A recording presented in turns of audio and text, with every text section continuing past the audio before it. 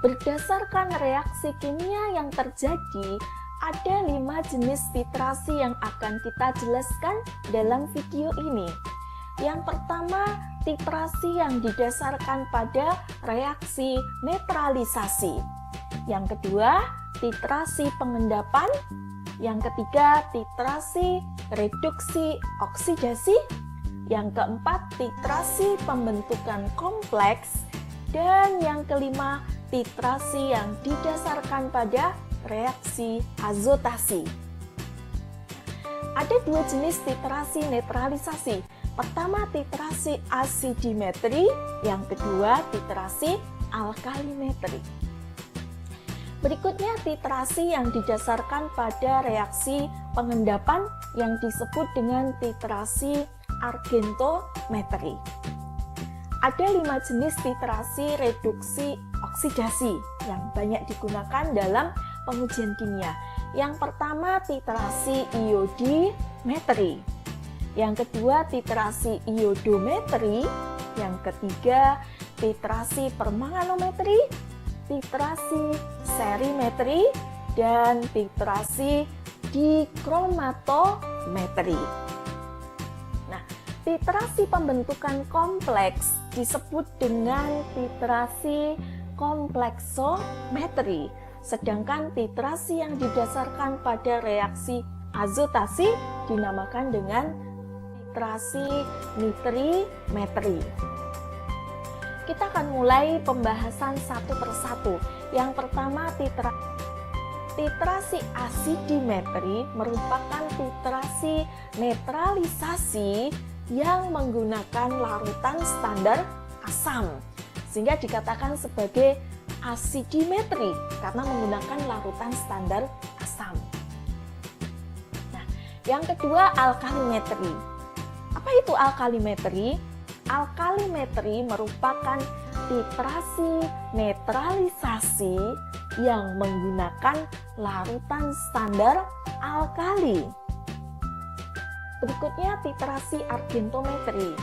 Titrasi ini didasarkan pada pengendapan analit dengan menggunakan larutan standar perak nitrat. Berikutnya, titrasi iodimetri.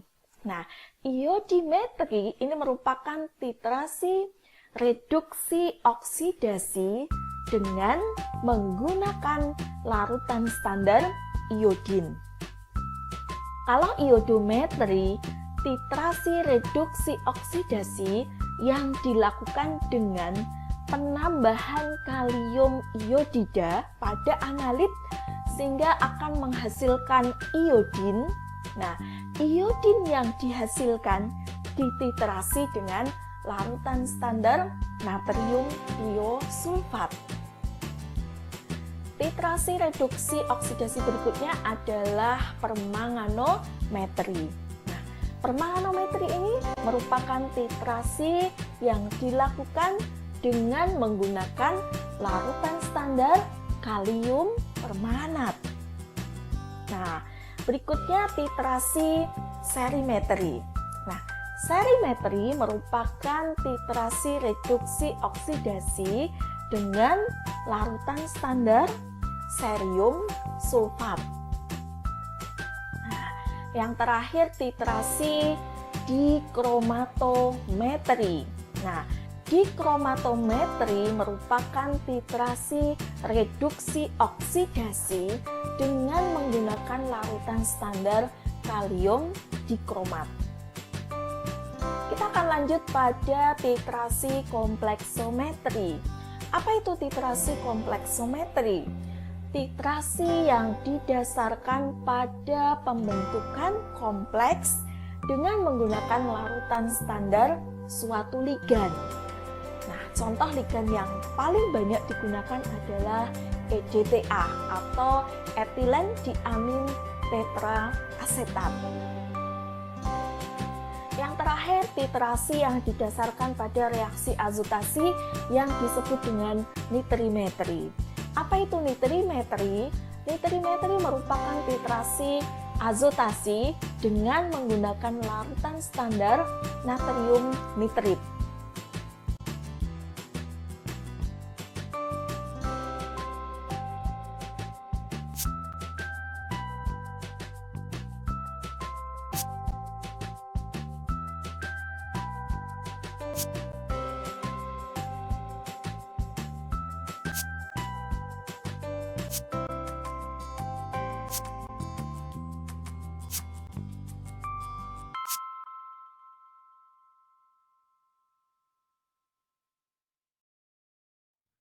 salah satu jenis titrasi pengendapan yaitu titrasi argentometri.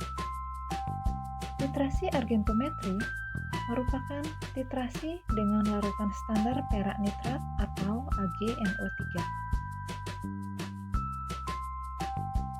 Adapun analitnya atau zat yang dianalisis yaitu berupa ion klorida, ion bromida, atau ion cyanida. Untuk menentukan titik akhir titrasi, digunakan indikator kalium kromat.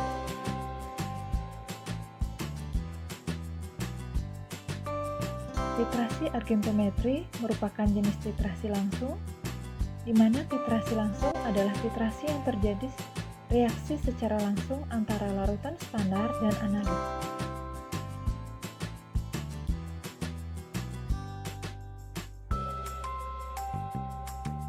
Prinsip reaksi kimia yang terjadi selama proses titrasi argentometri adalah larutan standar perak nitrat akan bereaksi dengan analit, misalnya ion klorida, menghasilkan perak klorida yang berupa endapan berwarna putih.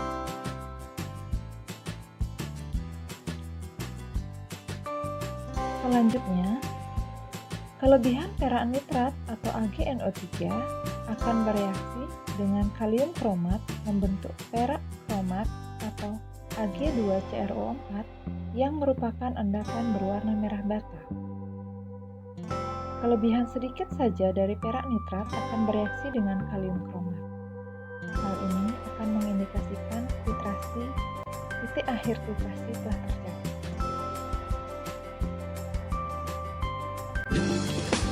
Permanganometri merupakan titrasi reduksi oksidasi yang digunakan untuk menentukan konsentrasi suatu reduktor dalam suasana asam kuat dengan menggunakan larutan baku kalium permanganat. Kalium permanganat merupakan oksidator kuat yang relatif murni sehingga dapat digunakan sebagai larutan baku dalam titrasi reduksi oksidasi.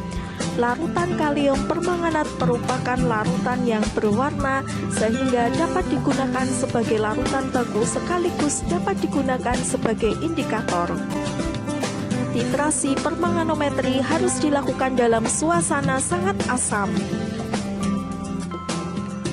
Dalam suasana sangat asam, ion permanganat akan tereduksi menjadi ion mangan 2. Bagaimana penulisan reaksinya?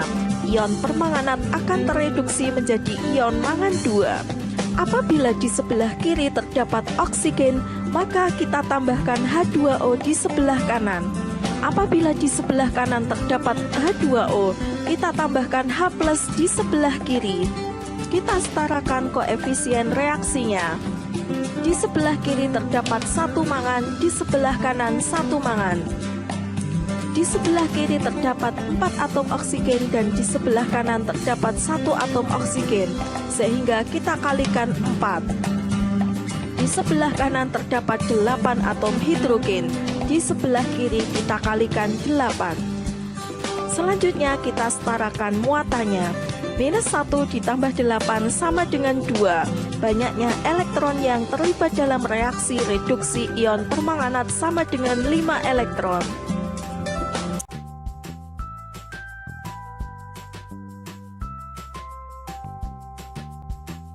Titrasi kompleksometri adalah metode titrasi yang didasarkan pada reaksi pembentukan ion atau senyawa kompleks. Ion atau senyawa kompleks yaitu senyawa yang terbentuk karena adanya ikatan koordinasi antara ion logam dengan ligan, atau ion atau senyawa yang memiliki pasangan elektron bebas. Ligan yaitu gugus yang terikat pada ion pusat. Ligan dapat berupa sebuah molekul netral atau sebuah ion bermuatan. Reaksi dapat dinyatakan oleh persamaan M plus L menjadi Ml, di mana M merupakan kation logam, L merupakan suatu ligan atau bahasa lain suatu pengkelat. Ml merupakan senyawa kompleks yang dihasilkan atau sering disebut kelat. Contoh reaksi pengkompleksan yaitu Fe2+ plus Cn- atau sianida akan dihasilkan suatu senyawa kompleks FeCN64-. Reaksi lain yaitu Ag+ dengan ligan yang bersifat netral NH3 akan dihasilkan suatu senyawa kompleks AgNH3+ dengan muatan 2+. Berdasarkan jumlah pasangan elektron bebas yang dimiliki ligan, ada beberapa jenis ligan. Yang pertama, monodentat, yaitu ligan yang memiliki satu pasangan elektron bebas, contohnya NH3 dan H2O. Yang kedua, bidentat, yaitu ligan yang memiliki dua pasangan elektron bebas, contohnya etilin diamin. Yang ketiga, polidentat, yaitu ligan yang memiliki lebih dari dua pasangan elektron bebas, contohnya etilin diamin tetraesetic acid atau lebih sering disingkat ETA. Pada titrasi kompleksometri, larutan baku yang sering dipakai adalah ETA. ETA adalah salah satu ligan yang dapat membentuk ion kompleks dengan berbagai jenis logam. Dalam bentuk asam, ETA tidak dapat larut. Pada umumnya, dalam air larut sebagai garam di natrium ETA, atau yang sering disebut T-triplet 3 atau komplekson 3.